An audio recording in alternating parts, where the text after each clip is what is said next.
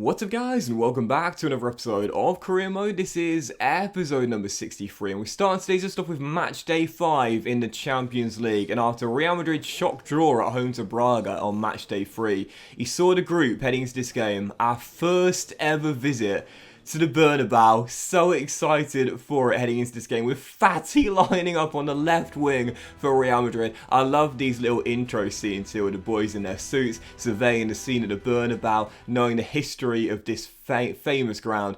So excited for this one. Real Madrid away at the Bernabéu, match day 5 in the Champions League, where if we were to record a shock victory, we would qualify for the knockout stage of the game to spare. If we were to lose, we'd drop to second, and that would mean against Braga on match day 6, we would need to avoid defeat, otherwise we would be knocked out. It has been an amazingly tight group, much tighter than I was expecting. So heading into the game on the back of the surprise defeat at home to Everton, looking for a better performance. Incredibly strong lineup picked for it, of course, and 12 minutes in, after the host hit the post, oh, get in! We would take the lead. Gutierrez down the right, crossing, Jesse Lingard flicks on, and Ivan Toney, the shocker, the captain, the dual hero, makes it 1-0 Brentford, and I love that goal as well. Lingard, a little aware flick, flicks it on, and Brentford have the lead. And I was getting so much joy crossing from the right-hand side. Real Madrid just couldn't really cope with our balls into the box, so I kept on whipping them in, and after a failed clearance, oh my goodness gracious me, Josh Da Silva having the season of the series, his best in the save so far, bangs one in from 20 yards, and Courtois has no chance. Top corner, Da Silva makes it 2, Real Madrid 0, Brentford 2, as we were on for a famous first half at the Bernabéu. And you know, I said this before, as Tony is denied by Courtois, the Belgian pushing a shot behind as he tries to bag his brace, and it's still 2-0 from the corner. Jesse whips it in, and Roberto also denied by the Belgian, looking for his first goal at the Bernabéu. You know, I said this before, and I mentioned it in our last episode after our win against Spurs.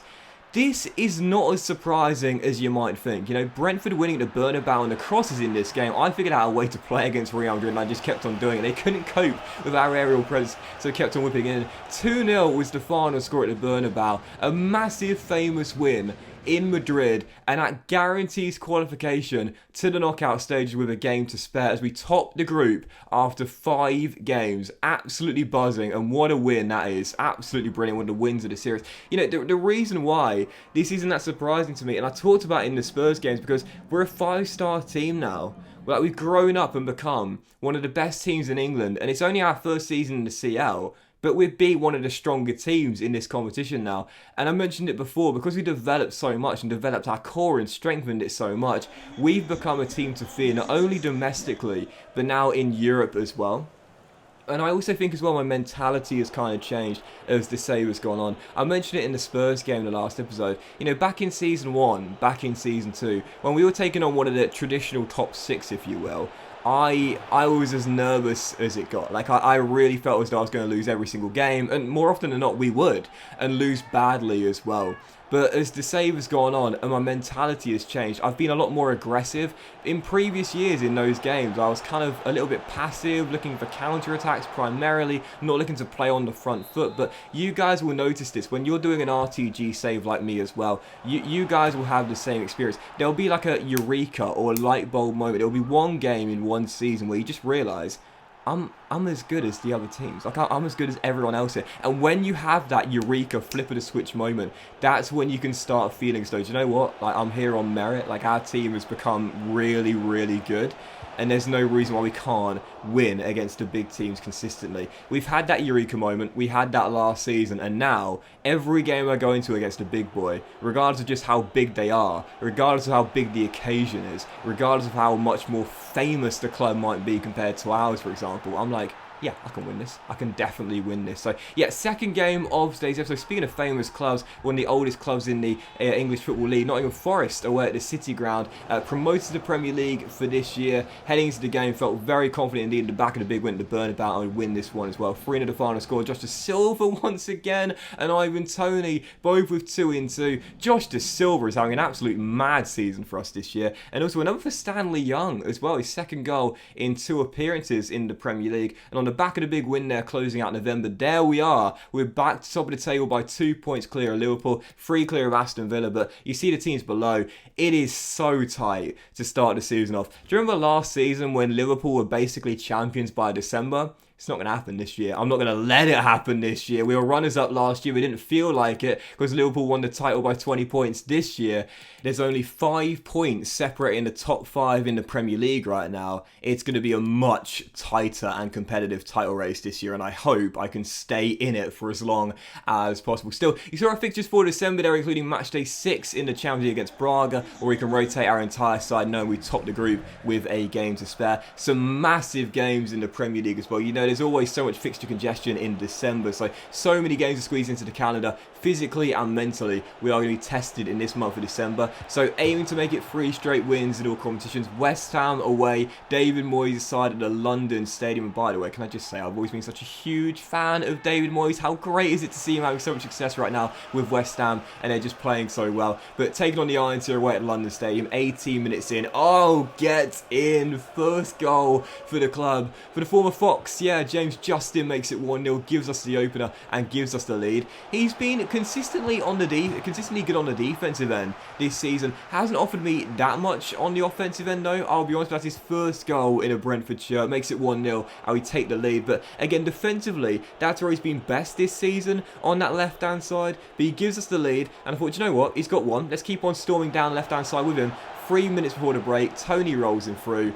And how on earth did he squeeze it in from there? I do not know. But a brace for James Justin in the first half. I don't know how on earth he managed to squeeze it in from that tight of an angle. But West Ham were 2-0 down. And at this point, they kind of just capitulated. I've noticed this happens quite often in this year's FIFA CM. The AI, once they go a couple of goals down, like, they'll often surrender possession directly from kickoff, and they'll be really shell-shocked, if you will. I've scored multiple goals like that where I've won it back from kickoff after I've been like 2 or 3-0 up, and then got another one directly afterwards. Roberto Gutierrez makes it 3. Brentford in complete control. And in the first half, where we dominated, didn't do too much in the second, but would see Frank Onyeka get his first goal of the season, 86 minutes in. West Ham 0, Brentford 4, and he's lost his place in the team to Wilfred Ndidi. We knew that was going to happen, but the reason I gave this guy a contract extension, he's done nothing wrong. Since the series began, he's done absolutely nothing wrong and been consistently brilliant, particularly on the defensive end. That's his first goal of the season though. Frank Onyeka fires in the 4th. Final score, West Ham 0, Brentford 4, and 3 straight wins in all competitions. And again, if we are to stay in this title race for as long as possible, trying to keep Liverpool and the rest of the teams below us at bay right now,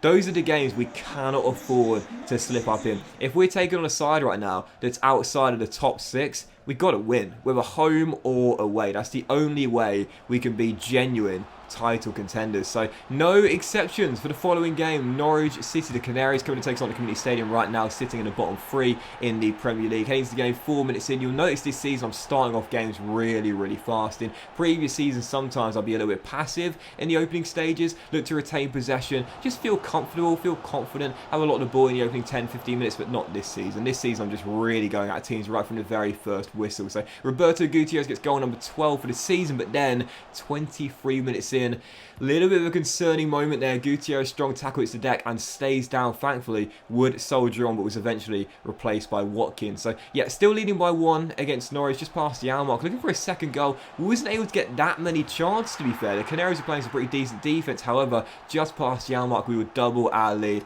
And I just mentioned him a moment ago there. This is the reason why Frank Onyeka's lost his place. Done nothing wrong.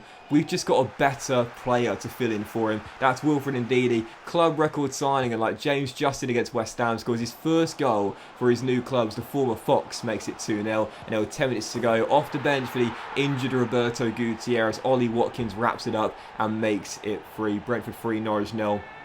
And that was how the game would finish. You know, it's really interesting because whenever I bring a striker off the bench, I never know who to bring on, either Ollie Watkins or Ademola Lookman, you know, and they're just as good as each other now. Watkins is 84 rated, as is Ademola Lookman. Last season when Tony had the broken toe, as thankfully Roberto's injury is just a bruised shoulder, last season when Tony had the broken toe, I was preferring Lookman to Watkins because Ademola and Roberto had a brilliant strike partnership in Ivan's absence. But now when I bring a player off the bench, I never really know who to bring on. I think when I just, like, I need a goal, like I'm desperate for a goal, I'll often bring on Ollie Watkins. When I'm looking for someone who can be a little bit more creative, then I'll bring on Adamola. It's really situation specific to me. So that's at the moment why the game time for the two of them can sometimes be very, very split, and there's never just one, I forgot that. There's never just one guy who's always my go-to guy off the bench for the striker. If I need someone to be a little bit more creative, jack of all trades, I go for Adamola. If I'm looking for a pure goal scorer and poacher, it's Ollie Watkins. Anyway, final game to this episode, SC Braga, Champions League Matchday 6, and my goodness gracious me. Stanley Young's been coming alive lately, third goal in just a few weeks, but I didn't mean it.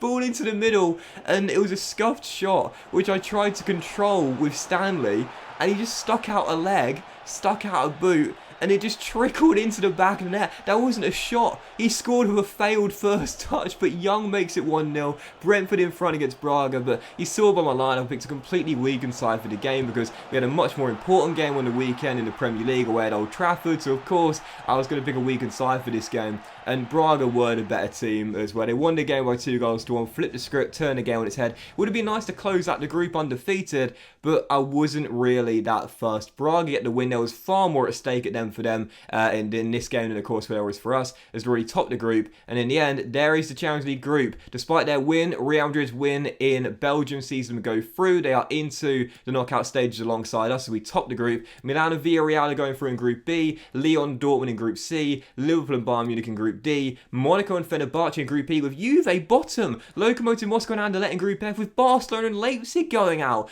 Wolves are through in Group G, go on Bruno, and in Group H it's Spurs and Napoli. So top of the league right now by 2 points, but it's still incredibly tight. Top the Champions League group, we're into the knockout stages. We'll see the draw in the next episode, and I cannot wait to see who we've got in our first ever Champions League last 16 battle. I cannot wait. But that will this is the career mode, guys. Big thank you for watching. If you enjoyed, if you haven't, please drop a like. Much love to you all. Have a fantastic day, and I'll see you for the next episode of Career Mode. Don't miss it very soon.